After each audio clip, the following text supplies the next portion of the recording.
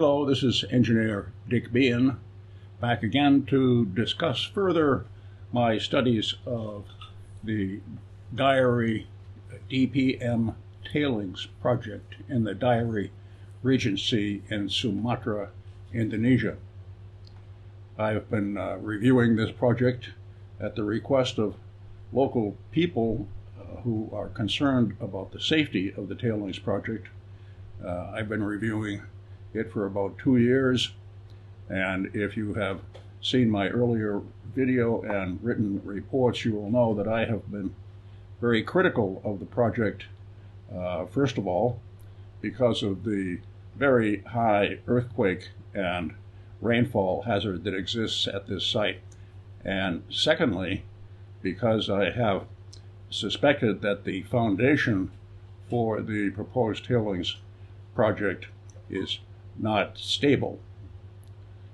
Recently, the DPM has issued a new environmental impact report in which they re-explored the foundation area, and in fact, they did find unstable ground to a greater depth than even I had imagined.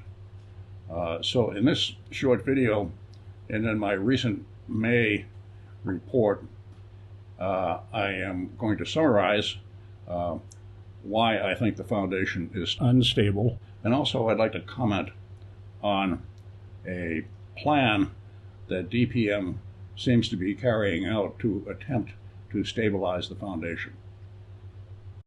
Let's cruise in our drone above this lovely valley, the Sopocomil Valley.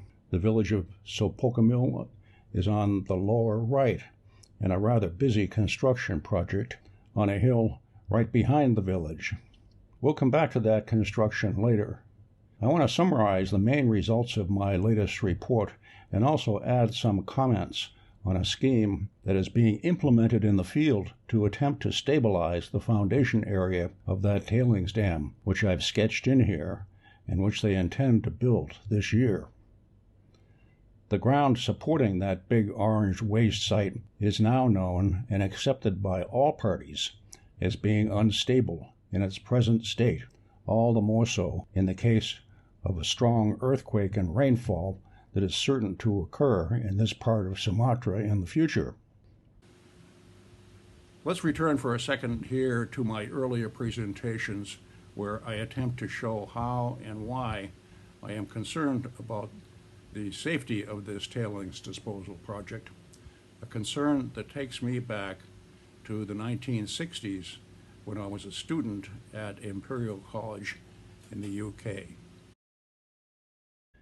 That same year, a terrible accident occurred in the town of Aberfan, Wales, when a mining waste deposit liquefied and flowed down and killed many children in a school. This event attracted the professional attention of my professors at the university and even brought a visit to the town by the Queen herself, who is said to have broken into tears at the sight. I continued to be exposed to these problems over the next half-century of my engineering career and have shown recently how often tailings dams have failed, including this recent one in Brazil that made world headlines only 2 years ago. We can find in Indonesia as well another ground failure under very similar earthquake and high rainfall conditions occurring at Pariaman in 2009 and killing more than 400 people. Mind you, this is a failure of the Toba Tough ash ground, same as at Sopocomil, without any tailings on top of it. You can imagine how much worse it would have been with millions of tons of wet tailings mud loaded on the top of the ground.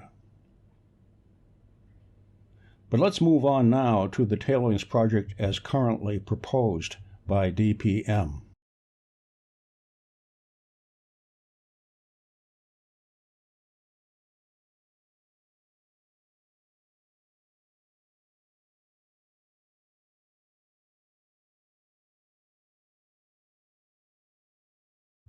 Now, the history of my criticism of this DPM tailings project is they have never been able to find a good foundation that would be stable in an earthquake to support that tailings dam, which they plan to build. In fact, seem to be building already, right above Sepulchre Village, which, if history serves us, like other villages in the area, will, within a few years, become a busy town.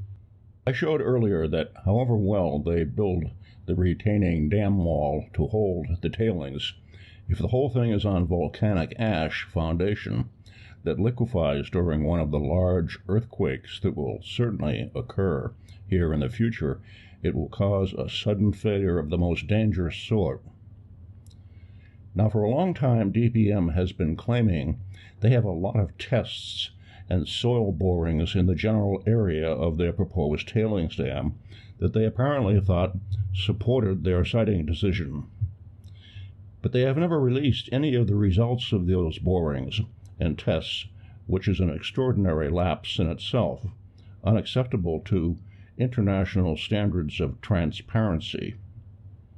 Do the secret tests show that the famous Toba Tough ash is stable and solid? We can doubt that because even Indonesian schoolgirls know about this ash. Here they are cleaning up a few inches of it from a volcano not far from the DPM site. They don't need secret laboratory tests to know that this soil, if it gets saturated with water, is going to be like quicksand. But we now know for certain from the latest revision of DPM's EIA that the proposed TSF is indeed underlain by unstable volcanic ash deposits, as I have claimed, to a depth even greater than I had imagined, 50 meters or more. They show exactly that in their revised EIA.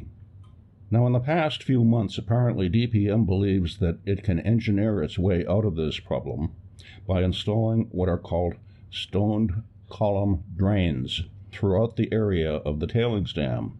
They appear not to have made any public announcements or discussed this proposal with anyone, including the local concerned people.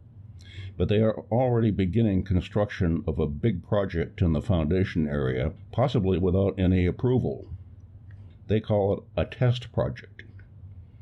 This is not the time for me to explain why I am completely skeptical as to whether this will solve or even significantly improve the stability of the TSF foundation. But just to take a broad look at what these drains are supposed to do and what they actually do, let's run through these 4 little sketches quickly. First of all, we have the expected large earthquake, which may persist for a minute or two and will surely liquefy any loose, sandy, wet soil such as we have in the Sepulchre Valley. Liquefaction is the technical term for something that most people are familiar with. If you stand on a beach or a riverbank with soft, sandy soil and move your feet around, you will start to sink into the soil. This is liquefaction. The soil loses its strength completely. Liquefied sand is sometimes called quicksand. So we have buildings falling over, people sinking into the ground, and even in this video, an entire town starting to move down a gentle slope at a very fast rate. After a few minutes of this liquid behavior, the soil will begin to form what are called sand boils, which accelerate the expulsion of water from the soil and eventually, sometimes after minutes or hours, cause the soil to reestablish its stability. By that time, of course, most of the damage is done. Here in this third slide, I'm showing the dream, putting rock drains which copy sand boils by allowing the water to bleed off during and after the earthquake. I say this is the dream because it doesn't work out that way. Here in this last image, I show what experiments have shown again and again. Rock drains can reduce the amount of settlement and speed up the restabilization process, but by that time, unacceptable damage has been done. For example, consider the fact that the entire tailing deposit is supposed to be underlain by a watertight plastic sheet. and now you have stone drains pushing up into the foundation of the dam. What will happen to that plastic membrane? So at the end of the day, what do we have here? We have a mine that produces millions of tons of waste tailings, which include likely toxic fluids, and no safe place to put them. Every low area that might serve as a tailings pond is underlain here by volcanic ash, which is unstable and unsuitable to support the massive load of tailings, especially in this high earthquake country. In the old days, the miners could say, well, this is way out in the jungle or the Wild West, and nobody knows about it or cares, but we know that when people die, like those school children did at Aberfan and at Brumadinho, people do care, and nowadays they even charge the miners with murder. I leave it to the viewer to consider whether any reasonable regulatory body would accept a solution for which no documentation has been offered, and which, as a review of the engineering standards I've made, shows there is little reason to believe that it is even plausible. By undertaking this stone drain program, however, DPM has shown at last that they themselves know that the foundation is unstable in this entire area. Since unstable Toba tuff covers all of the low ground where you could dispose of 1 million or more tons of waste tailings that would be created by the DPM project, I do not believe it is reasonable or responsible for this project to continue.